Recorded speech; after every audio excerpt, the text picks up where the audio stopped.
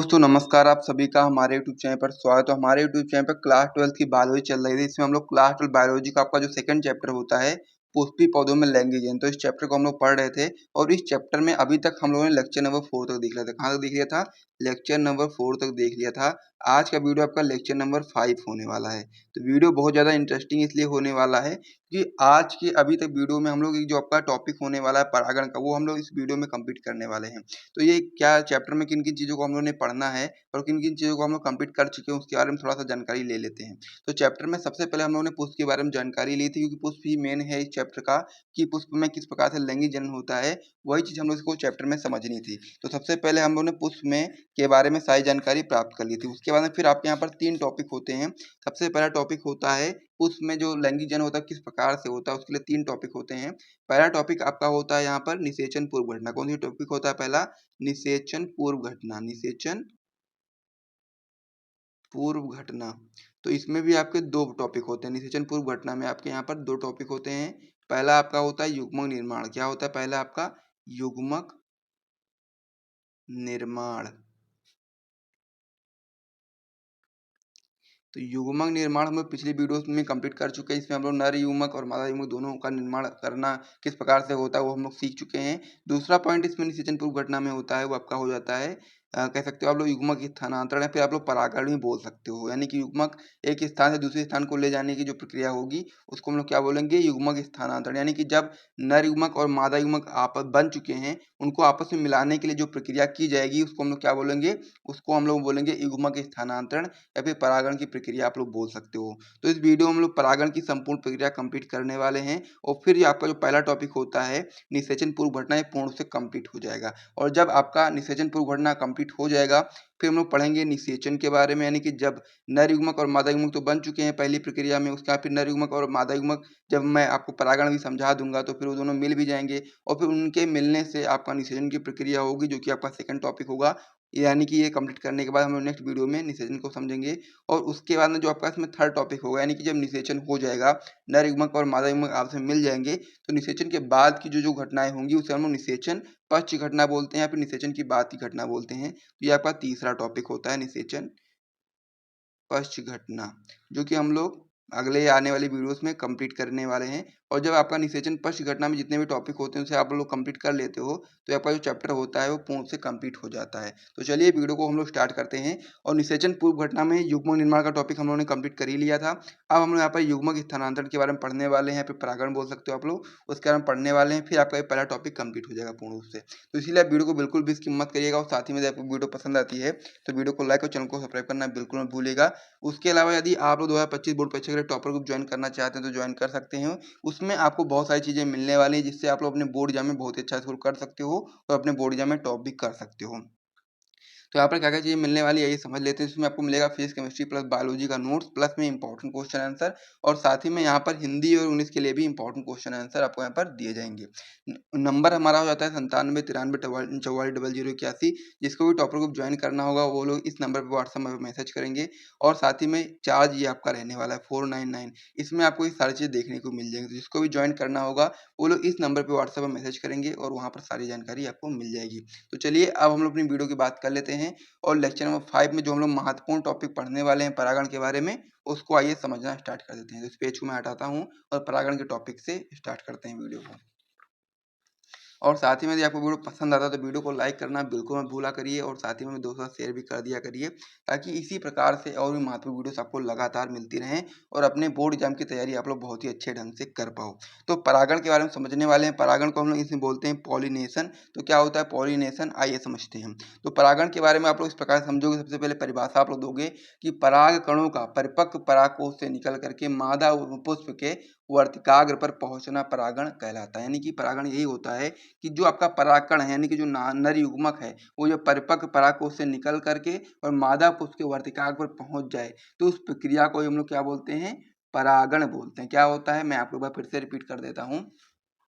जैसे कि मान लीजिए ये आपका क्या है, ये आपका पुंकेसर है, इसके अंदर ये आपका जो परागकोश है इसके अंदर ये आपका क्या होता है? नर युग्मक या आप बोल सकते हो परागकण का निर्माण होता है। और फिर जब ये आपका नर युग्मक यानी कि परागकण जो है वो निकल करके यहाँ से और यहाँ जो आपका मादा पुष्प है इसकी कह सकते हो वर्तिका अगर पहुँच जाए, इस प्रक्रिया को हम लोग क्या बोलते हैं, परागण बोलते हैं। तो ये आपको यहाँ पर समझ करके चलना है। वैसे भी कभी कभी ऐसा होता है कि जो सेम पुष्प होता है उसी में नर युग्मक और मादा युग्मक बनते हैं, यानी कि नर पुष्प और मादा पुष्प एक ही में होता है। तो उससे क्या होता है कि जो परागण होता है वो आसान हो जाता है। लेकिन कभी कभी ऐसा भी होता है कि कोई पुष्प मतलब कोई भी पौधा होगा इसमें केवल नर पुष्प लगते हैं, तो फिर उससे परागण की जो प्रक्रिया होगी वो थोड़ी कठिन हो जाती है। और फिर जब मादा पुष्प के पास वो पहुंचेगा तब जाकर के परागण हो पाएगा। यह चीज़ आपको वहाँ पर समझ लेना है। परागण के यदि हम लोग प्रकार के बारे में बात करें तो यहाँ पर आपका परागण दो प्रकार का होता है। पहला आपका होता है स्वपरागण, दूसरा आपका होता है परपरागण।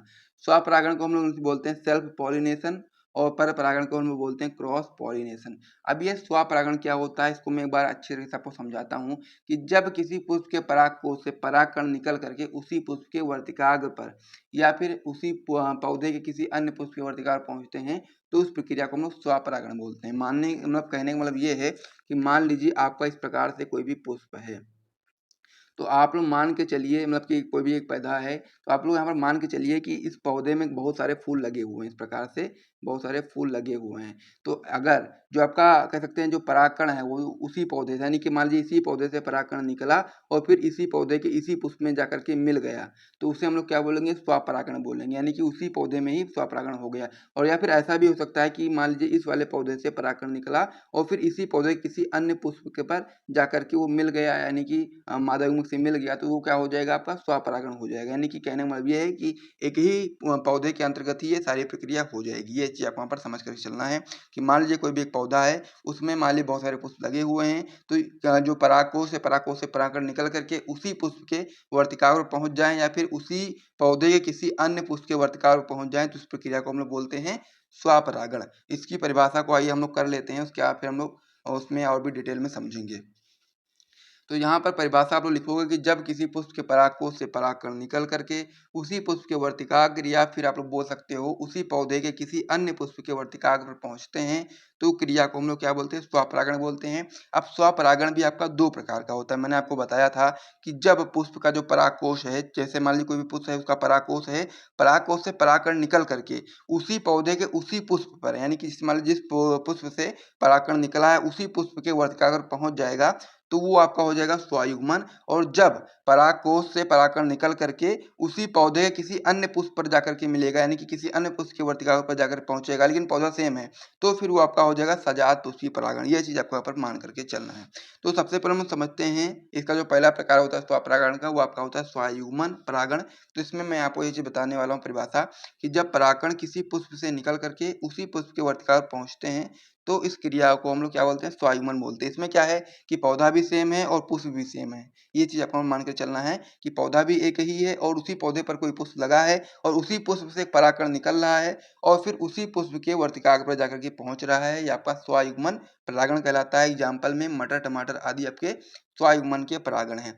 अब हम लोग समझते हैं सजात पुष्पीय परागण के बारे में। इसमें आप लोग बताएंगे कि जब किसी पुष्प के परागकण उसी पौधे के किसी अन्य पुष्प के वर्तिकाग्र पहुंचते हैं तो उसे हम लोग सजात पुष्पीय परागण बोलते हैं। यानी कहने का मतलब ये है कि मान लीजिए कोई पुष्प है उसके जो परागकण है वो निकलते हैं और फिर उसी पुष्प के परागकण मतलब कि उसी पुष्प के वर्तिकाग्र पर नहीं पहुंचते हैं बल्कि उसी पौधे किसी अन्य पुष्प के वर्तिकाग्र पर पहुंचते हैं तो वो आपका सजात पुष्पीय परागण कहलाता है। इसमें क्या होता है, पौधा सेम होता है लेकिन पुष्प जो होता है वो अलग अलग होता है। यहाँ पर परागकण निकलेगा किसी अन्य पुष्प से और जाएगा यानी कि वर्तिकाग्र पर पहुंचेगा मादा पुष्प के किसी अन्य पुष्प के, लेकिन पौधा सेम रहता है। तो ये आपका सजात पुष्पीय परागण कहलाता है। एग्जाम्पल में आप बता सकते हो कि मक्का आपका सजात पुष्पीय परागण का उदाहरण है। तो ये भी आप लोग समझ में आ गया आपको।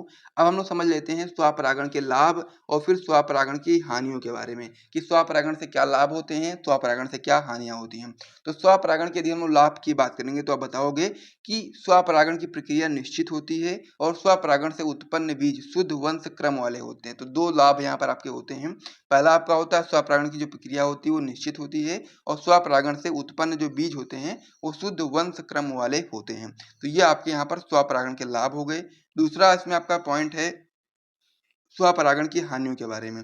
तो इसमें आप बताएंगे कि स्वपरागण से उत्पन्न पौधे में विभिन्नताएं नहीं आती क्योंकि सेम चीजें होती हैं, तो इसीलिए स्वपरागण से उत्पन्न पौधे में विभिन्नताएं नहीं आती हैं। दूसरा पॉइंट इसमें आपका होता है कि स्वपरागण से उत्पन्न पौधे में रोग प्रतिरोधक जो क्षमता होती है वो कम पाई जाती है, यानी कि इम्यूनिटी जो होता है रोग को रोकने की जो क्षमता होती है, प्रतिरोधक क्षमता, वो कम पाई जाती है। तो ये आपकी हानियां हो जाती हैं। इसे आप लोग याद कर लीजिएगा, आपके बोर्ड एग्जाम में अगर क्वेश्चन आता है तो आप परागण के लाभ या हानियों के बारे में बताइए, तो आप लोग आराम से बता पाओगे। और साथ ही में स्वपरागण के बारे में भी मैंने आपको डिटेल में समझा दिया है, तो इसे भी आप लोग नोट कर लीजिए। फिर हम लोग यहाँ पर बढ़ते हैं पर परागण की ओर में, यानी कि मैंने आपको बताया था कि जो आपका परागण होता है वो आपका दो प्रकार का होता है। पहला आपका होता है स्वपरागण, जो कि मैं कंप्लीट करा चुका हूँ आपको। दूसरा आपका होता है पर परागण। पर परागण थोड़ा ज्यादा महत्वपूर्ण होता है, इसको आइए समझते हैं। तो इसमें आप बताएंगे कि इस क्रिया में एक पुष्प के परागकण उसी जाति के अन्य पौधे के पुष्प के वर्तिकाग्र पर पहुंचते हैं। इस क्रिया को हम लोग पर परागण बोलते हैं। यानी कहने का मतलब ये है कि जो आपका अभी तक हम लोगों ने पढ़ा था स्वपरागण के बारे में, यानी कि पहले वाले प्रकार के बारे में, इसमें क्या था, पौधा सेम था, ठीक है, पौधा सेम था, पुष्प भी पहले वाली प्रक्रिया में नहीं कि स्वयुग्मन में पुष्प भी सेम था, दूसरे वाले में पुष्प अलग अलग था लेकिन पौधा सेम था। लेकिन जब हम लोग पर परागण की बात करेंगे तो इसमें क्या होता है, इस क्रिया में जो पुष्प है, पुष्प के जो पराग कण होते हैं वो उसी जाति के अन्य पौधे की ओर हम बात करते हैं। यानी कि जैसे कि मान लीजिए कोई भी पुष्प है, वहां से परागकण निकलेगा और फिर उसी जाति के कोई दूसरा पौधा है उसके पुष्प के वर्तिकाग्र पर जाकर के पहुंचेगा। इस प्रक्रिया को हम लोग पर परागण बोलते हैं। इसमें पौधे अलग अलग होते हैं, यानी कि जो मान लीजिए कि किसी अन्य पुष्प से, यानी कि किसी अन्य पौधे से परागकण निकला है और किसी दूसरे कह सकते हैं पौधे के वर्तिकाग्र पर जाकर के पहुंचेगा, तो वो आपका होता है पर परागण। इसमें पौधे अलग अलग होते हैं, ये चीज आपको यहाँ पर मान करके चलना है। अब हम लोग पर परागण की विधियों के बारे में समझ लेते हैं कि पर परागण की कितनी विधियां होती हैं। इस पेज को मैं यहाँ पर हटा देता हूँ। पर परागण की विधियां कौन कौन सी होती हैं ये समझते हैं। तो हम लोग क्या बोलेंगे इसमें, मेथड ऑफ क्रॉस पॉलिनेशन क्या होता है ये समझते हैं। इसमें आप बताओगे कि पराग कणों को वर्तिकाग्र पर पहुंचने के लिए साधन या फिर माध्यम की आवश्यकता होती है, क्योंकि यहाँ पर क्या है, अलग अलग पौधे की बात हो रही है। यहाँ पर कोई एक दूसरा पौधा है, उससे दूसरे पौधे पर मिलेगा, यानी कि जाकर के रुकेगा, तो इसीलिए यहाँ पर क्या होता है कि माध्यम की आवश्यकता होती है। जैसे कि मान लीजिए एक पौधा ये आपका हो गया, एक पौधा यहाँ पर कोई है। इस प्रकार से जब दो पौधे की बात हो रही है तो वो आपका पर परागण होता है। और फिर इससे इस वाले पौधे से इस वाले पौधे तक जाने के लिए जो परागकण है उसको एक माध्यम की आवश्यकता होगी। अब वो माध्यम कोई सी भी हो सकता है, यहाँ पर आपका वायु भी हो सकता है कि मान लीजिए यहाँ पर कोई परागकण है और वायु के माध्यम से ये उड़ा और जाकर के इस पौधे तक पहुंच गया, या फिर कीट के माध्यम से हो सकता है, कोई कीट यहाँ पर आकर के बैठा, उसको कीट लेकर के जाकर के यहाँ पर पहुंचा दिया, या फिर पक्षी के माध्यम से हो सकता है। इसी प्रकार से कई सारी विधियां होती हैं जिससे पर परागण की विधियां संपूर्ण होती हैं। तो यहाँ पर हम लोगों ने बात करी है कि परागकणों को वर्तिकाग्र पर पहुंचने के लिए साधन या फिर माध्यम की आवश्यकता होती है, साधन या फिर माध्यम की। तो इन साधनों को हम लोग कर्मक बोलते हैं। अब एक कर्मक आपके मुख्यतः 5 प्रकार के हो सकते हैं। पहला आपका होता है जल द्वारा परागण। तो इसमें आप बताएंगे कि जल परागण की क्रिया जल के माध्यम से होती है, तो हम लोग जल द्वारा परागण बोलते हैं। एग्जाम्पल में आप लोग बता सकते हो, बैली सनेरिया में आपका जल परागण पाया जाता है। दूसरा आपका इसमें होता है वायु द्वारा परागण। इसमें आप बताएंगे कि जब परागण की क्रिया वायु के माध्यम से होती है तो उसे हम लोग वायु द्वारा परागण बोलते हैं। एग्जाम्पल में बता सकते हो मक्का, गेहूं आदि वायु द्वारा परागण के उदाहरण हैं। तीसरा पॉइंट आपका इसमें होता है कीट द्वारा परागण। तो इसमें आप बताएंगे कि जब परागण की क्रिया कीट द्वारा होती है तो हम लोग क्या बोलते हैं, कीट द्वारा परागण बोलते हैं। एग्जाम्पल में आप बता सकते हो मधुमक्खी, तितली आदि कीट द्वारा परागण करने के लिए कह सकते हैं कि एक कर्मक होती हैं। चौथा पॉइंट आपका इसमें होता है पक्षी द्वारा परागण। इसमें भी आप लोग ये सेम चीज बताओगे कि जब परागण की क्रिया पक्षी द्वारा होती है तो हम लोग पक्षी परागण बोलते हैं। एग्जाम्पल में बता सकते हो बिग्नोनिया, ठीक है। इस प्रकार से आपके 4 पॉइंट हो गए।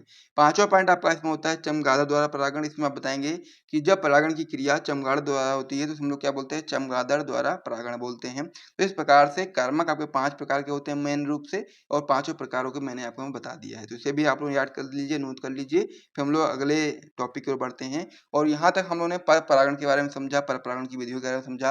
अब हम लोग यहाँ पर पढ़ेंगे पर परागण के लाभ और हानियों के बारे में, कि पर परागण से कौन से लाभ होते हैं, कौन सी हानियां होती हैं।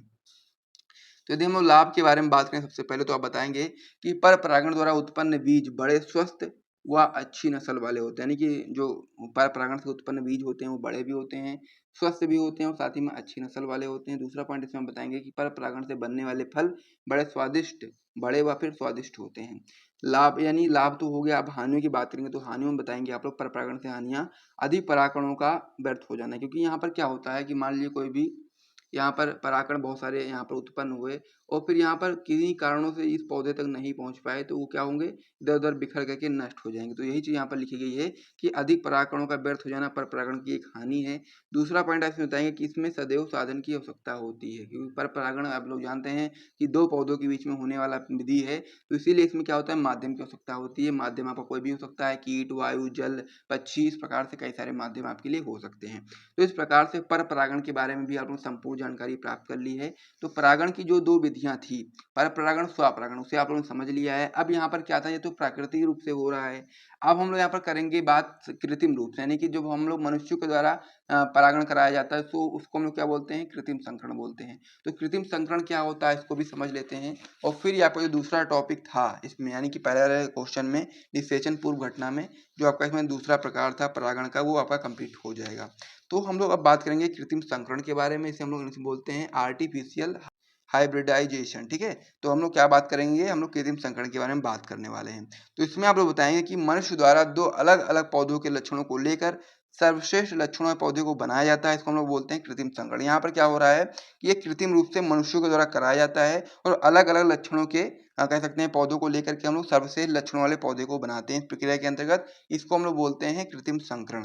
अब कृत्रिम संकरण भी अब में आपके 2 कह सकते हैं प्रमुख या फिर बोल सकते हो आवश्यक प्रक्रम होते हैं। पहला आपका होता है विपुंसन। विपुंसन को हम लोग इनसे बोलते हैं इमास्कुलेशन और दूसरा आपका होता है थैलीकरण, इसे हम लोग बोलते हैं बैगिंग। तो क्या होता है विपुंसन, क्या होता है थैलीकरण, आइए समझते हैं। दोनों बहुत ही इंपॉर्टेंट है और आपके बोर्ड एग्जाम में 1-1, 2-2 नंबर के लिए क्वेश्चन आ सकता है। विपुंसन के बारे में बताइए, फिर थैलीकरण के बारे में बताइए। तो आप लोग ये परिभाषा बताएंगे कि द्विलिंगी पुष्प में कलिका अवस्था में ही चिमटी की सहायता से उस पुष्प के परागकोश को निकाल देना और विपुंसन कहलाता है। विपुंसन की प्रक्रिया केवल द्विलिंगी पुष्पों में अपनाई जाती है। तो इसमें हम लोग क्या करते हैं, इसमें हम लोग द्विलिंगी पुष्प की बात करेंगे, तो इसमें कलिका अवस्था में ही चिमटी की सहायता से हम लोग क्या करते हैं, उस पुष्प के परागकोश को निकाल देते हैं। इसे प्रक्रिया की विपुंसन कहलाएगी। विपुंसन की प्रक्रिया केवल द्विलिंगी पुष्पों में अपनाई जाती है। दूसरा आपका इसमें प्रकार होता है थैलीकरण। इस प्रक्रिया में बंध्याकृत पुष्प के वर्तिकाग्र को छिद्रित थैली से ढक देते हैं, इससे अन्य पुष्प के परागकण इसमें नहीं पहुंच पाते और पुष्प के परिपक्व हो जाने पर थैली को हटा दिया जाता है। इसे हम लोग थैलीकरण बोलते हैं। तो इस प्रकार से 2 प्रक्रियाएं होती हैं, विपुंसन और थैलीकरण। विपुंसन जो होता है द्विलिंगी पुष्प में अपनाया जाता है, क्योंकि क्या करते हैं हम लोग इसमें, क्या करते हैं, चिमटी की सहायता से हम लोग पुष्प के परागकोश को हटा देते हैं और यह आपका विपुंसन कहलाता है। थैलीकरण हम लोग क्या करते हैं, कह सकते हैं कि जो पुष्प है उसका हम लोग क्या करते हैं, एक कह सकते हैं थैलीकरण कर देते हैं, यानी कि उसको छिपा देते हैं। इस प्रकार से हम लोग क्या करते हैं, बंध्याकृत पुष्प की हम लोग क्या करेंगे, वर्तिकाग्र को छिद्रित थैली से ढक देंगे और जिससे क्या होगा कि अन्य पुष्प के जो परागकण होंगे इसमें नहीं पहुंच पाते हैं और पुष्प के परिपक्व हो जाने पर हम लोग थैली को हटा देते हैं। इसे हम लोग क्या बोलते हैं, थैलीकरण बोलते हैं।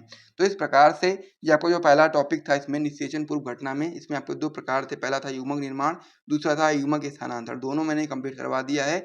अब यहाँ पर आपके 2 टॉपिक बचे हैं, आपको बचा है निषेचन और आपको बचा है निषेचन पश्च घटना। बस ये 2 टॉपिक आप लोग कंप्लीट कर लोगे, आपका चैप्टर कंप्लीट हो जाएगा पूर्ण रूप से। तो इसीलिए आप लोग वीडियो को लाइक करो, चैनल को सब्सक्राइब करो। फिर हम मिलते हैं नेक्स्ट वीडियो में और भी महत्वपूर्ण वीडियो के साथ में। तब तक के लिए जय हिंद।